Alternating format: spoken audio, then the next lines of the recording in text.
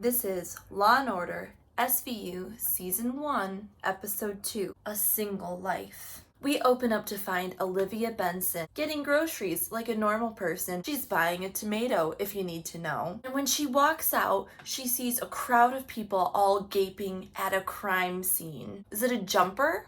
A jumper opens the window first. Benson pulls out her badge and walks right up to the body. What do we have? Our victim is a young, white, blonde female wearing a red satin nightgown. Has anybody called the Special Victims Unit? Why? Is it because she's not wearing any panties? Just cover her up? Ugh, cops! Stabler shows up. They're inside the victim's apartment. What are we looking at? No sign of forced entry, 2 glasses of half-drunk wine, 2 clean sets of fingerprints on those glasses. We also have a condom wrapper. This cop is in the room. He says, yeah, it looks like a lover's quarrel. Olivia's frustrated. Yeah, so they had a lovely evening, made passionate love, and then he threw her out the window?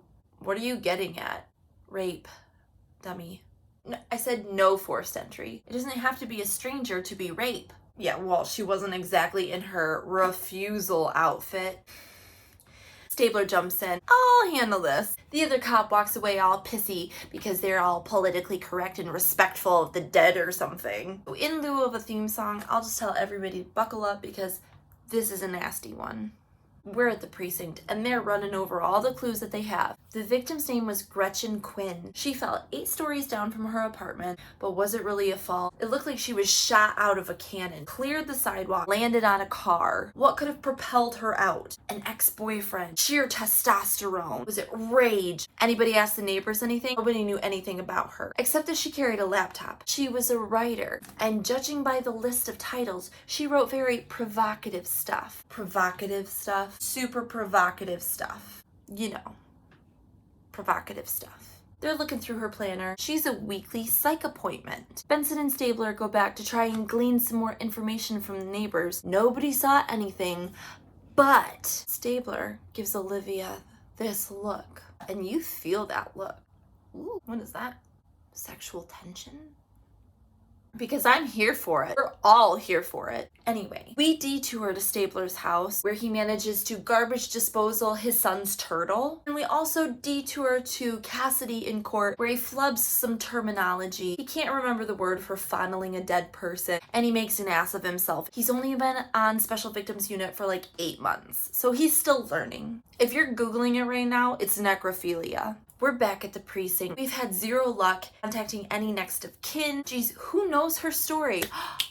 Her shrink, psychiatrist, psychologist. I just wrote psych, so that could be fucking anything. They go and see Dr. Mark Daniels. That's 2 first names. That's never a good sign. They tell Dr. Daniels that Gretchen has died, and he is very reluctant to give up any information. He does tell Stabler and Benson that her parents are dead. She has 1 sister named Ellen who lives in Denver, and she has no boyfriend who is a very private person. As they're leaving, Olivia's like, hey, did you notice he didn't even ask how she died? Very curious. They stop into the medical examiner. The victim has broken ribs, a broken neck, lacerations from the glass. These all sound like injuries sustained by the fall. Was there any bruising or injuries from before the fall? Nothing. But then the prints from the wine glass come back, and guess what? They belong to Mr. 2 first names, his fucking self, Dr. Mark Daniels. Let's go question that motherfucker for real. They get there, and his lawyer / brother is doing all the talking for him. He was just there visiting his patient on lunch with wine and condom wrappers, having a conversation about a crisis. Where were you at 8 p.m.? I was visiting a different female therapist. I got there at 6:30 and I left at 9, which is oddly specific, but they pay her a visit. Alibi checks out. Damn. Gretchen Quinn's credit card showed expensive dinners. The last one was at Il Posto Vecchio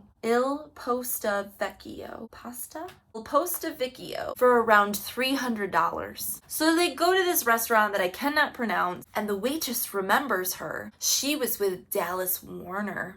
Dallas Warner? Who the fuck is that guy? He's a news anchor. He's also a dick. Let's go visit Dallas Warner. He's getting ready for his show, unaffected by the news that she's died. He says he hasn't seen Gretchen Quinn in over a month. Well, where were you last night? I was having dinner with my wife. There is a whole restaurant full of people that can give you a fucking alibi. He's a total asshole, and we hate him. There's another charge on her credit card the afternoon before she died. Let's check that out. They go to the Black Pearl, which is the restaurant on the tab. The waiter confirmed that Gretchen was there with Dallas Warner. He said he hadn't seen her in a month. Fucking liar! We're gonna go back and talk to him. Okay, fine. Yes, I was with her. He said she called him up crying and he agreed to have a quick drink with her. She said that she had been sleeping with her psychiatrist and he's barely looking at Benson. He calls her snotty. Benson pieces out. He's not gonna talk to me because I'm a woman. Go back in there and be men with him and he'll talk to you. Stabler goes back in there. Hey, sorry about my partner. She's probably on her period. You know, women. Warner tells Stabler she said it was exhilarating at first. He knew all of her problems and wanted her anyway. I told her she should sue him. Stabler tells him he's probably gonna need to testify. He was like, nah, my voice is trusted around the world. Stabler's like, oh yeah? How about at home, you giant asshole? We're back at the precinct. We've got Warner with a solid alibi. We've got the shrink, Mark Daniels, with a solid alibi. And we still don't have a single person that's claiming the body. Guess we gotta look through all of her shit. The next shot is just stacks of books and paper on their desks. And bingo! Stabler finds a book of poetry from Patterson High School. They go to Patterson High School and find out Gretchen Quinn's real name is Susan Sadarsky. And right here, I just have the blood tests are in, and there is zero context. They're back talking to the shrink, Mark Daniels.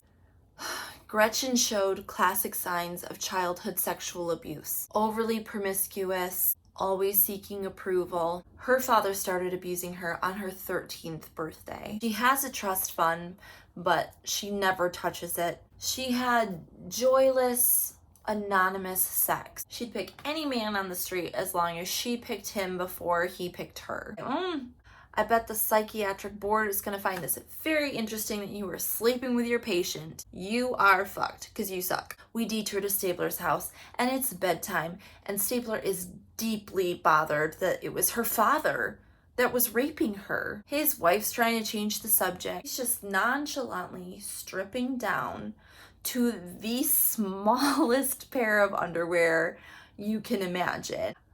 I know we needed a distraction, but damn. So Stabler is bothered, and now we are all bothered in a different way. All right, we're back at the precinct, and guess what? Gretchen Quinn's sister is here. Ellen Travis. She's cold. She doesn't want to be here. She hasn't talked to her in like 20 years. But then out of the blue, a couple of weeks ago, she started calling me wanting a relationship. It was all very superficial. And as the sister is marching away, Benson is like, 1, she was molested too. And 2, do you see how that bitch was dressed? Those are expensive clothes. Gretchen never touched her trust fund. She clearly did. Who the fuck is paying?